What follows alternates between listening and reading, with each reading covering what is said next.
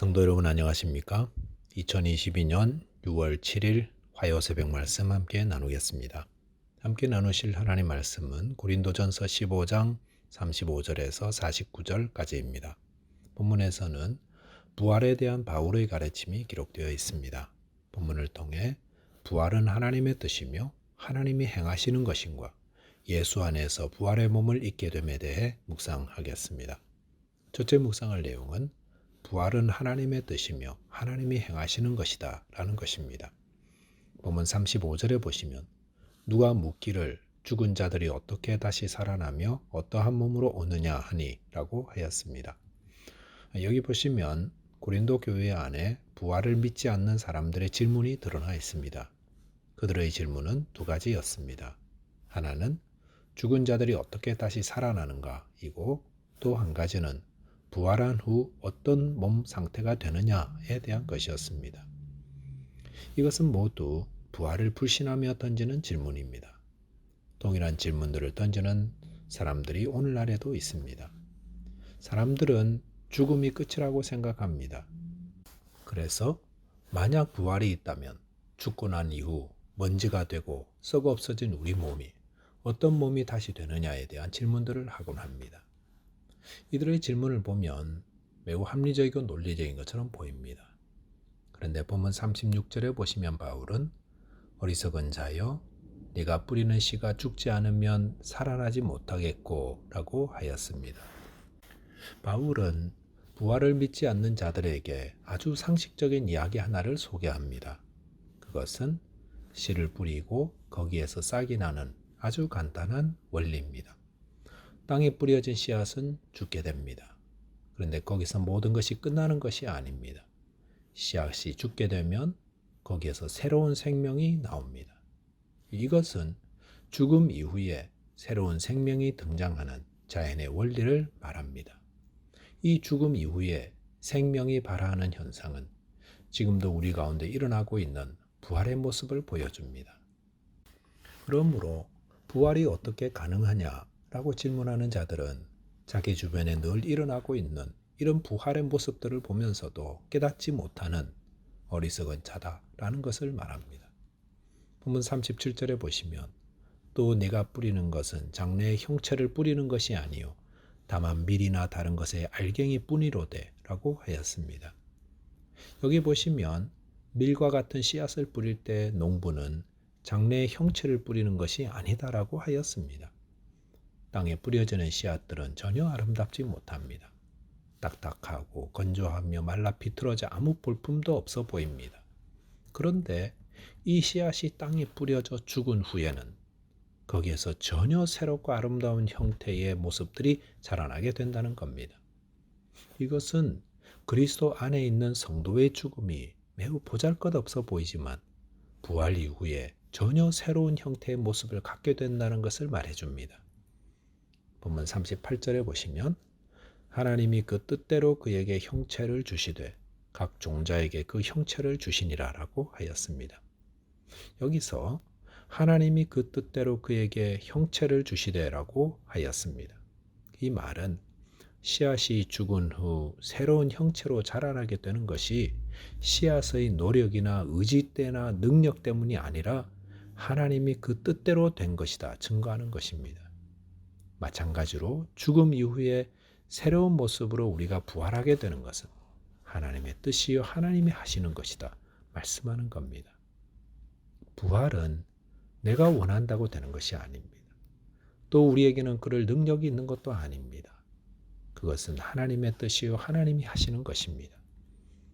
고린도전서 6장 14절에 보시면 하나님이 주를 다시 살리셨고 또한 그의 권능으로 우리를 다시 살리시리라 라고 하였습니다. 여기에서 십자가에 죽으신 예수님을 살리신 분은 하나님이시라 하였습니다. 그리고 그 하나님의 권능으로 우리도 다시 살리신다 하십니다. 죽은 자들이 어떻게 사는 것입니까? 그것은 우리의 힘이 아닙니다. 우리가 죽기 전에 내공을 쌓고 초능력을 길러서 다시 사는 것이 아니라 하나님이 하시는 겁니다. 예수님을 죽은 자 가운데서 살리신 분도 하나님이시요 그 동일한 하나님께서 저와 여러분도 죽음에서 살리시는 것입니다. 두 번째 묵상할 내용은 예수 안에서 부활의 몸을 입게 된다는 겁니다. 본문 39절에 보시면 육체는 다 같은 육체가 아니니 하나는 사람의 육체요, 하나는 짐승의 육체요, 하나는 새의 육체요, 하나는 물고기의 육체라 하였습니다. 씨앗을 통해 부활을 이야기한 바울은 동물과 또 나아가 우주로 좀 더 시각을 넓혀 부활을 이야기하려 하고 있습니다. 바울은 이 땅에 있는 육체가 다 같은 육체가 아니라 하였습니다. 이 땅에는 얼마나 다양한 육체가 존재합니까? 40절에서는 이 개념을 형체로 좀 더 넓은 개념으로 이야기합니다. 이 땅에 있는 형체들은 하늘에 속한 형체도 있고 땅에 있는 형체도 있다 하였습니다. 그리고 각각의 형체들의 영광도 다 다르다 하였습니다. 그러면서 41절에서 해와 달과 별들의 영광에 대해서도 이야기하였습니다. 지금 바울이 이렇게 식물에서 동물로 또 땅의 형체와 하늘의 형체 그리고 이들의 영광에 대해 말하는 의도가 무엇이겠습니까? 이 땅과 하늘에 이처럼 수많은 육체의 종류들이 있고 또 형체들도 있고 그 영광들도 다 다른데 하나님께서 죽은 자를 부활케 하여 새로운 형체를 주시는 거 할 수 없겠느냐? 할 수 있다라는 것을 말하고 있는 겁니다. 그래서 42절에 보시면 죽은 자의 부활도 그와 같으니 라고 하였습니다. 그와 같다라는 것은 하나님이 이 다양한 육체들과 형체들을 만들어 각각의 영광을 부여하신 것처럼 그렇게 부활한 자의 형체를 두시고 영광을 부여하신다라는 의미입니다. 바울은 부활을 믿지 못하겠다는 자들에게 먼저 씨앗이 죽고 새 생명으로 자라는 이치를 보라 하였고 또 그 개념을 더 발전시켜 이 우주 삼라만상에 퍼져 있는 생명체들과 그들의 영광이 얼마나 다양한지를 보고 거기서 좀 더 나아가서 하나님이 죽은 자를 부활케 하셔서 그들로 영광의 몸을 가지게 하실 수 있다는 것을 설명하고 있는 것입니다. 이 죽은 자의 부활은 어떤 특징을 가지고 있습니까? 42절 하반절에 보시면 썩을 것으로 심고 썩지 아니할 것으로 다시 살아난다 하였습니다. 43절에서는 욕된 것으로 심고 영광스러운 것으로 다시 살아난다 하였고 또한 약한 것으로 심고 강한 것으로 다시 산다 하였습니다. 44절에서는 육의 몸으로 심고 신령한 몸으로 다시 산다 하였습니다. 부활하기 전 우리는 썩을 것들, 욕된 것들, 약한 육의 몸이었습니다. 그런데 죽음 이후에는 썩지 않고 영광스러우며 강하며 신령한 몸을 가지게 된다 하였습니다. 이 얼마나 감격스러운 약속의 말씀입니까? 우리는 현재 우리가 가진 이 연약한 육심 때문에 얼마나 단식합니까? 툭하면 욕심과 교만에 사로잡혀 주님의 뜻에 어긋나곤 하는데 죽음 후에는 주님 앞에서 신령하고 강한 영광의 몸을 입게 되는 것입니다. 본문 45절에 보시면 기록된 바 첫사람 아담은 생령이 되었다 한과 같이 마지막 아담은 살려주는 영이 되었나니라고 하였습니다. 여기서 첫사람 아담은 모든 인류의 조상인 아담을 의미합니다. 그를 통하여 우리는 육체의 생명을 얻었습니다. 그런데 마지막 아담은 곧 우리 주 예수 그리스도시며 그는 살려주는 영이 되었다 하였습니다.